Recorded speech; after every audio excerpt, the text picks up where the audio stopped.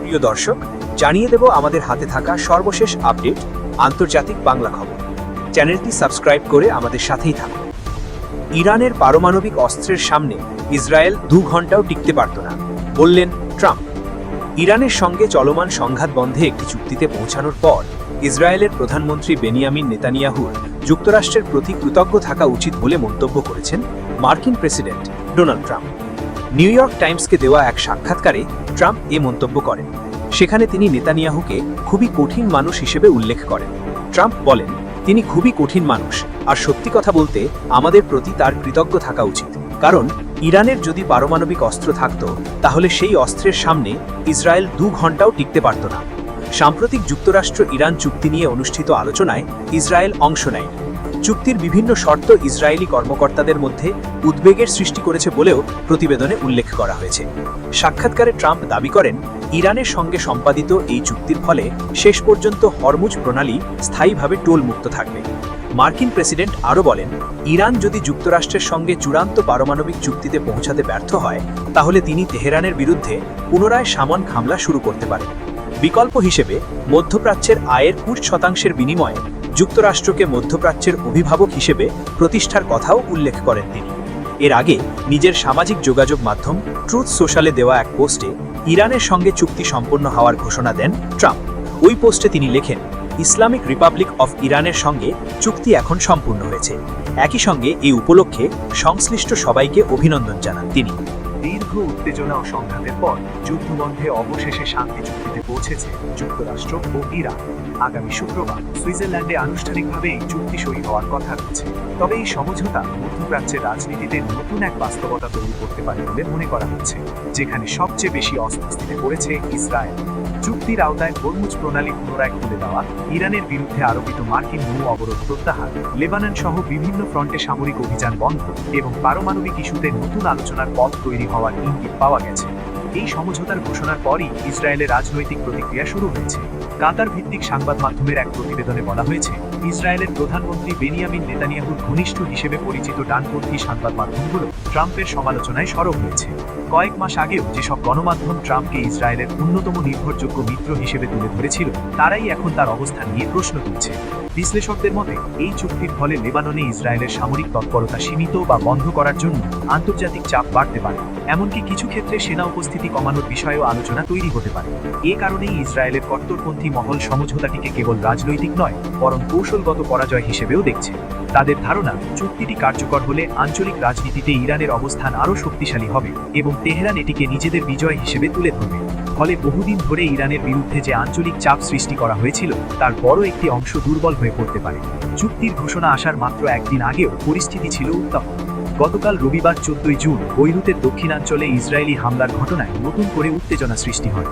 ওই হামলার তীব্র সমালোচনা করে হামলার জন্য যুক্তরাষ্ট্রকে দায়ী করে কঠোর জবাব দেওয়ার হুঁশিয়ারি দিয়েছিল ইরান। এমন পরিস্থিতির মধ্যেই ওয়াশিংটন ও তেহরান সমঝোতার পথে এগিয়ে যাওয়ায় কূটনৈতিক মহলে বিস্ময় তৈরি হয়েছে। যদিও এখনও চুক্তির পূর্ণাঙ্গ শর্ত প্রকাশ করা হয়নি এবং ইরানের পক্ষ থেকেও আনুষ্ঠানিক অনুমোদন আসেনি, তবু মধ্যপ্রাচ্যের সাম্প্রতিক ভূরাজনীতিতে এটিকে মধ্যপ্রাচ্যের সবচেয়ে গুরুত্বপূর্ণ কূটনৈতিক অগ্রগতি হিসেবে দেখা হচ্ছে। শুক্রবার সুইজারল্যান্ডে আনুষ্ঠানিক স্বাক্ষরের পরই সমঝোতার প্রকৃত কাঠামো ও এর আঞ্চলিক প্রভাব আরও স্পষ্ট হবে। ইরানের সঙ্গে যুক্তরাষ্ট্রের চুক্তি নিয়ে সামাজিক যোগাযোগ মাধ্যমে মার্কিন প্রেসিডেন্ট ডোনাল্ড ট্রাম্প লিখেছেন, ইরানের সঙ্গে চুক্তি সম্পন্ন হয়েছে, সকলকে অভিনন্দন। হরমুজ প্রণালীর শুল্কমুক্ত ব্যবহারে আমি অনুমোদন দিচ্ছি, পাশাপাশি সেখান থেকে মার্কিন অবরোধ তুলে নেওয়ার নির্দেশ দিচ্ছি। এবার সারা পৃথিবীর জাহাজ তাদের ইঞ্জিন চালু করে দিক, তেল পরিবাহিত হোক। যুক্তরাষ্ট্র ও ইরানের মধ্যে শান্তি আলোচনায় মধ্যস্থতাকারী দেশ পাকিস্তানের প্রধানমন্ত্রী শেহবাজ শরীফ সোমবার ভোররাতে সামাজিক যোগাযোগ মাধ্যমে চুক্তির বিষয়টি নিশ্চিত করেছেন। তিনি জানান, যুদ্ধবন্ধে একটি চুক্তিতে পৌঁছেছে যুক্তরাষ্ট্র ও ইরান।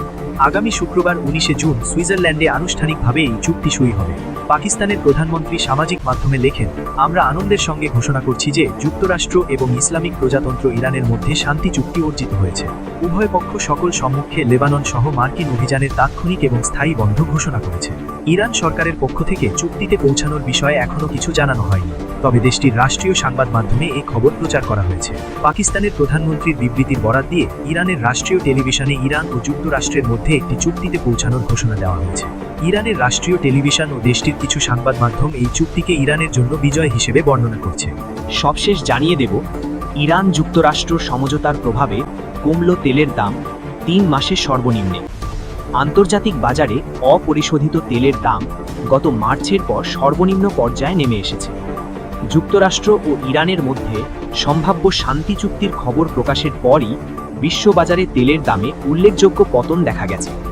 সোমবার বাংলাদেশ সময় ভোর 6:04 ব্রেন্ট ক্রুডের দাম ব্যারেল প্রতি $3.58 বা 4.10% কমে $83.75 দাঁড়ায়। একই সময়ে মার্কিন ওয়েস্ট টেক্সাস ইন্টারমিডিয়েট বা WTI তেলের দাম $4.01 বা 4.72% কমে ব্যারেল প্রতি $80.70 নেমে আসে। এর আগে ইরান ও যুক্তরাষ্ট্রের মধ্যে শান্তি চুক্তির মধ্যস্থতাকারী দেশ পাকিস্তানের প্রধানমন্ত্রী শাহবাজ শরীফ জানান, আগামী শুক্রবার 19 জুন সুইজারল্যান্ডে দুই দেশ একটি সমঝোতা স্মারকমনু সই করতে যাচ্ছে। পরে সামাজিক যোগাযোগ মাধ্যমে দেওয়া এক পোস্টে মার্কিন প্রেসিডেন্ট ডোনাল্ড ট্রাম্প বলেন, কোনো ধরনের টোল ছাড়াই হরমুজ প্রণালী পুনরায় উন্মুক্ত থাকবে। একই সঙ্গে ইরানের বন্দরগুলোর ওপর যুক্তরাষ্ট্রের নৌ অবরোধও প্রত্যাহার করা হবে। এদিকে ইরানের আধা সরকারি বার্তা সংস্থা মেহর নিউজ এজেন্সি জানিয়েছে, খসড়া চুক্তি অনুযায়ী ইরানের তত্ত্বাবধানে আগামী 30 দিনের মধ্যে হরমুজ প্রণালী পুনরায় চালু করা হবে। বাজার বিশ্লেষকরা মনে করছেন, মধ্যপ্রাচ্য পরিস্থিতি ঘিরে তেলের দামে যে অতিরিক্ত ঝুঁকি তৈরি হয়েছিল তা দ্রুত কমতে শুরু করেছে। কেসিএম ট্রেডের প্রধান বাজার বিশ্লেষক টিম ওয়াটেরার রয়টার্সকে বলেন, ব্যবসায়ীরা এখন তেল সরবরাহ স্বাভাবিক হওয়ার সম্ভাবনাকে গুরুত্বের সঙ্গে বিবেচনা করছেন, ফলে ভূরাজনৈতিক ঝুঁকির প্রভাবও কমে আসছে। উল্লেখ্য, বিশ্বের মোট তেল ও তরলীকৃত প্রাকৃতিক গ্যাস অর্থাৎ এলএনজি সরবরাহের প্রায় 1/5 হরমুজ প্রণালী দিয়ে পরিবাহিত হয়। যুদ্ধের কারণে 3 মাসেরও বেশি সময় ধরে এই গুরুত্বপূর্ণ জলপথ বন্ধ থাকায় বিশ্ববাজারে প্রতিদিন লাখ লাখ ব্যারেল তেল ও গ্যাসের সরবরাহ ব্যাহত হয়েছে।